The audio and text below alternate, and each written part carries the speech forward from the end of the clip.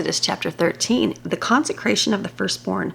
The Lord spoke to Moses, saying, "Sanctify to me, that is, set apart for my purpose, every firstborn, the first offspring of every womb among the children of Israel, both of man and of animals, it is mine."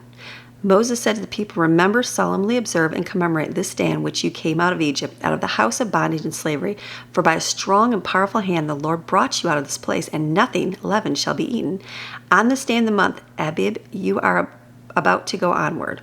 And it shall be, when the Lord brings you into the land of the Canaanite, the Hittite, the Amorite, the Hivite, and the Jebusite, which he swore to your fathers to give you, a land of abundance, flowing with milk and honey, that you shall keep and observe this rite, the service in this month. For 7 days you shall eat unleavened bread, and on the seventh day there shall be a feast to the Lord.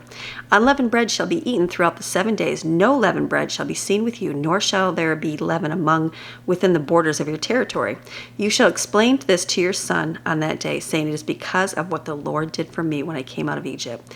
It shall serve as a sign to you on your hand, your arm, and as a reminder on your forehead, so that the instruction, the law of the God may be in your mouth. For with a strong and powerful hand that the Lord brought you out of Egypt. It's so important to continually talk about the good that God is doing in your life and has done. And even if it's small, it's important with your children. I was just having a conversation with one of my older children today, and we were talking, and they were saying something that something I completely had forgotten. And she said, that made a huge impact on me. That made a huge impact on me to trust God in that situation always. And I was like, wow. And I completely forgot about it. Didn't even remember it. And I'm like, oh my goodness. And so it made me be mindful and be reminded, like, as I'm getting older, I'm not a big journaler. I do journal, but not like some people do. And I have written things down over the years, but never something I keep around. I write in my Bible, that kind of stuff, but I've been more intentional to write specific things down of where God has answered a prayer, something specific, trying to do that more, because it's good to go back and be reminded. It's good to go and share that with your kids.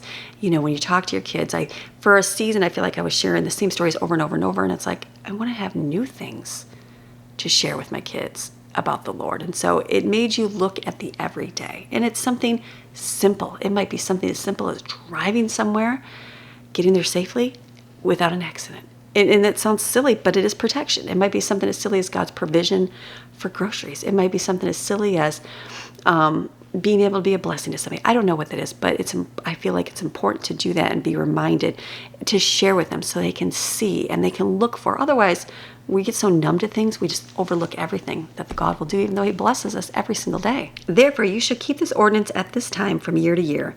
Now it shall be, when the Lord brings you into the land of the Canaanites, and he swore to you and your fathers and gives it to you, you shall set apart and dedicate to the Lord all that first opens the womb. All the firstborn males of your livestock shall be the Lord's. Every firstborn of a donkey you shall redeem by substituting a lamb as a sacrifice for it. But if you do not wish to redeem it, then you shall break its neck, and every firstborn among your sons, and you shall redeem, that is, buy back from the God, with a suitable sacrifice. And it shall be, when your son asks you in time to come, saying, what does this mean? You shall say to him, with a strong and powerful hand the Lord brought us out of Egypt, from the house of bondage and slavery. Important to share that and pass that on to the next generation. For it happened, when Pharaoh stubbornly refused to let us go, that the Lord struck every firstborn in the land of Egypt, both the firstborn of man and the firstborn of animal. Therefore I sacrifice to the Lord all the males, the first to be born of every womb, but every firstborn of my sons I redeem. So it shall serve as a sign and as a reminder on your left hand, your arm, as a frontlet between your eyes. For by a strong and powerful hand the Lord brought us out of Egypt. God leads the people. So it happened, when Pharaoh let the people go, God did not lead them by way of the land of the Philistines, even though it was near. For God said the people might change their minds when they see war, that is, that there will be war, and return to Egypt. So sometimes God doesn't show you everything in the future because he knows you're going to be afraid. I talk a lot about God showing us things in part, because I think if he shows them in whole, we might be afraid to go through those things. We might be afraid to walk through those seasons in our life because I don't want to get hurt. So he was wise to do that here with them as well.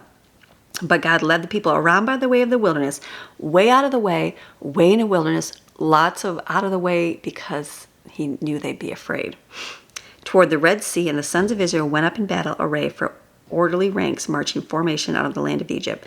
Moses took the bones of Joseph with him, for Joseph had solemnly ordered, placed under an oath the Israelites, saying, God will assuredly take care of you, and you must carry my bones away from here with you. They journeyed from Succoth in Goshen and camped at Etham on the edge of the wilderness. The presence of the Lord was going before them by day in a column of cloud to lead them along the way, and in pillar of fire by night to give them light, so they could travel by day and by night. He did not withdraw the pillar of cloud by day nor the pillar of fire by night from going before the people. His light doesn't go out to guide us what we need to do. He will continually do that. We might feel like there's a season where he doesn't, but he does. This is your daily Bible chapter reading God's Word Monday through Friday. See you tomorrow.